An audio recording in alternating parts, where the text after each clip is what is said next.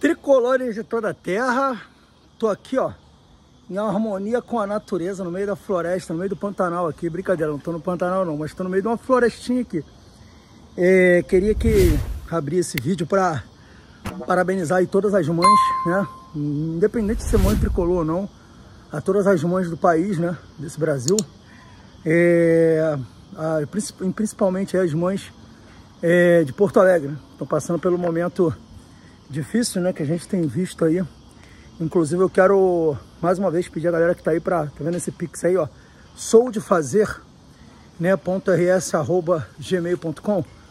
Quem puder ajudar, né, o Rafael Sobes, né, que é quem tá angariando aí esse projeto aí para ajudar as pessoas no Rio Grande do Sul. Quem tiver alguma dúvida, né, sobre o caráter reto dessa ação, porque tem muito falcatrua, muita coisa errada, né? Dá uma olhada lá no Instagram do Rafael Sobes, né? Nosso ex-jogador, nosso ex-atleta, campeão brasileiro de 2012. O Instagram dele é @RafaSobes. Lá ele tá falando sobre esse projeto aí, que visa ajudar as pessoas lá em Porto Alegre que estão passando por essa situação traumática que tá acontecendo aí. Resolvi fazer esse vídeo aqui porque hoje não tem live, né? Então fazer um videozinho aqui no meio da floresta aqui, ó. Tô no meio do matagal aqui, na casa do meu sogro aqui, né?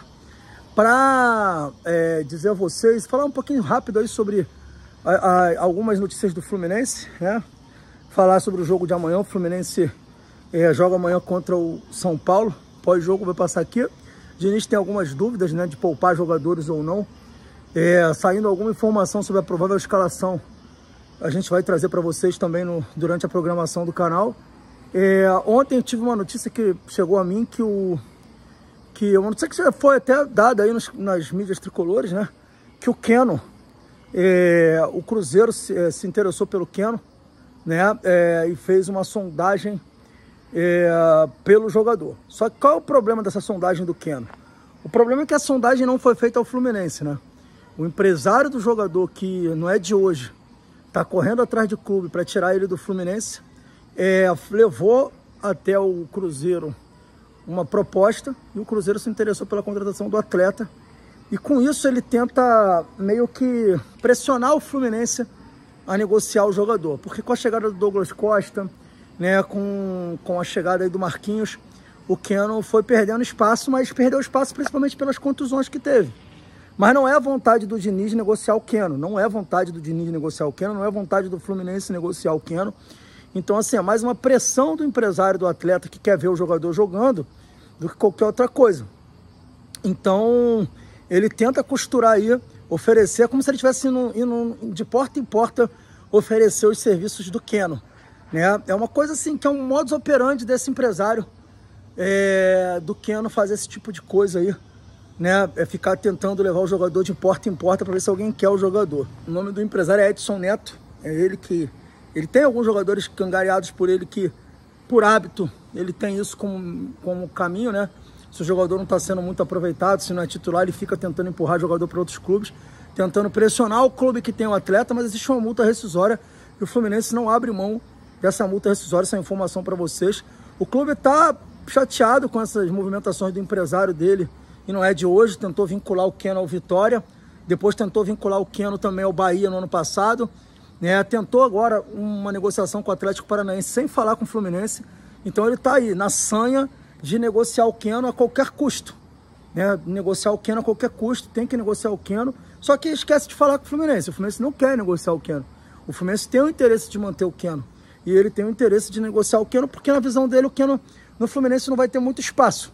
Não sei se é uma vontade do jogador, isso eu não sei dizer para vocês. Deve ser, porque o empresário não iria ficar tentando negociar o atleta se o jogador não quisesse. Então deve ser sim uma vontade do Keno, que ao invés de lutar por uma vaga, fica incomodado com os jogadores que chegaram, o Marquinhos arrebentando, ele achando que o Marquinhos vai ser banco para ele arrebentando. Não vai rolar, né? Enfim, mas é uma movimentação que com certeza deve ter adesão do Keno, embora não tenha essa informação. Me parece óbvio, né, que o jogador ia querer isso daí. Então essa é uma informação para vocês, importante aí sobre o Keno, tá? Vou falar aqui sobre outras coisas também importantes, né?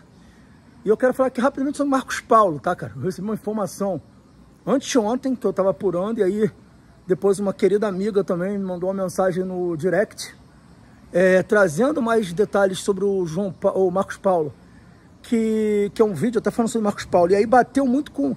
Bateu não, né? Mas reforçou um pouco também a notícia que chegou a mim sobre o Marcos Paulo, né? Que o empresário do jogador tentou costurar uma ida dele pro Fluminense, o Fluminense contratasse o jogador. O jogador chegou a pedir, tá? Isso é a informação que eu tenho. O jogador chegou a pedir ao Paulo Angione uma oportunidade no Fluminense.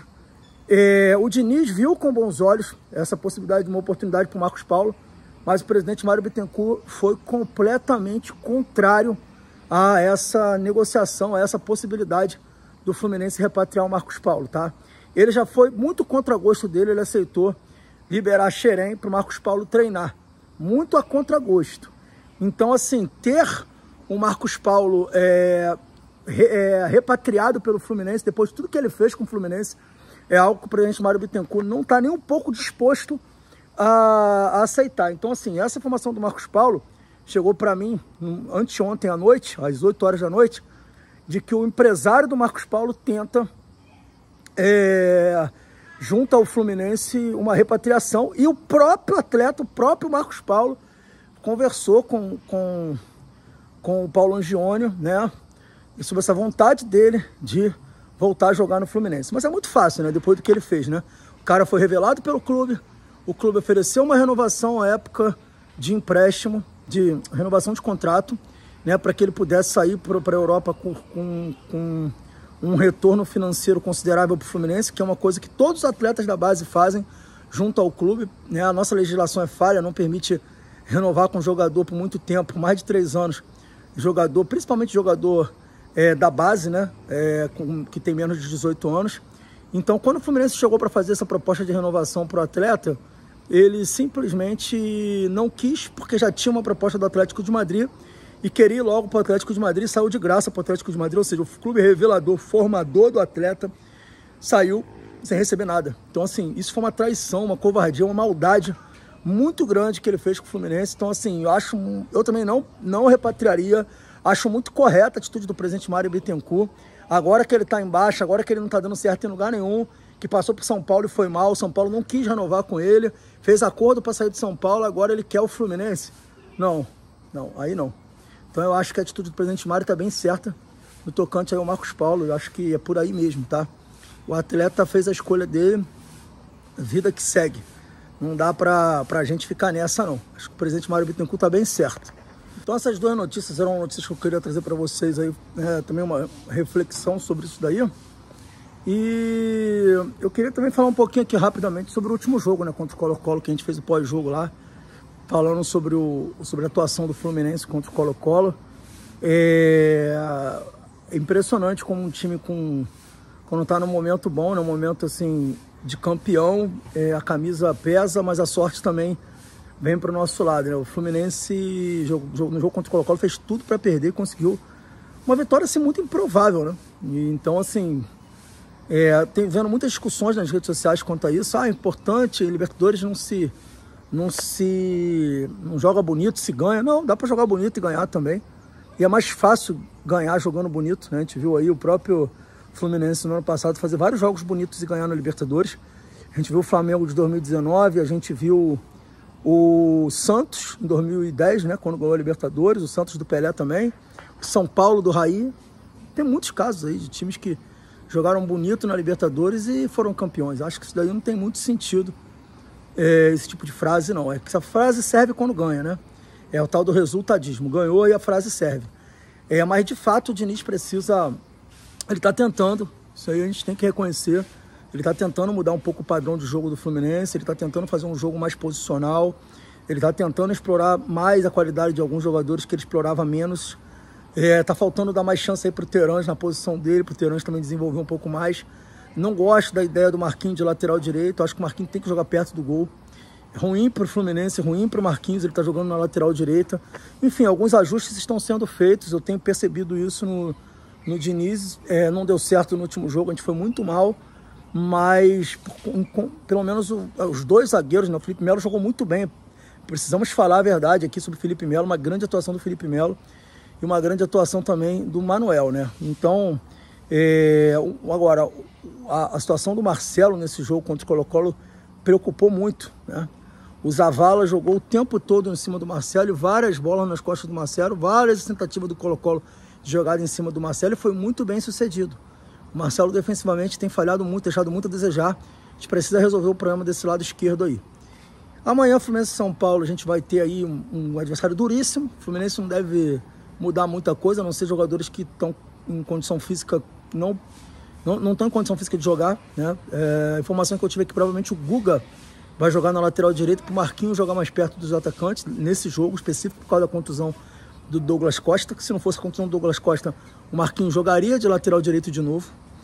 E ainda tem isso, né? O Diniz, ele é um cara iluminado, né? As coisas acontecem, claro que ninguém queria que o Douglas Costa se contundisse, mas parece que as coisas acontecem para acertar o time. E o Diniz se beneficiar dos acertos que o destino dá ao time. Enfim, tá aqui cornetando, mas é isso. O Diniz é um treinador campeão e a gente quer que ele ganhe mais títulos, a gente quer ser campeão, sempre. E vamos ver amanhã, né? E amanhã, lembrando para vocês, depois do jogo do Fluminense, tem o nosso pós-jogo aqui no canal. Chega mais para vocês assistirem o nosso pós-jogo. É um pós-jogo muito inclusivo, que a gente também lê comentários. Amanhã tem Giro Resenha também no ar. E é isso, galera. Quem não deixou o like, deixa o like nesse vídeo. Saudações tricolores. Feliz Dia das Mães para todas as mães que estão aqui assistindo esse vídeo. As mães que são inscritas no canal, membros do canal. Um abraço para a galera aí. Um bom domingo para todos vocês em família aí. Valeu. Vitória Fluminense.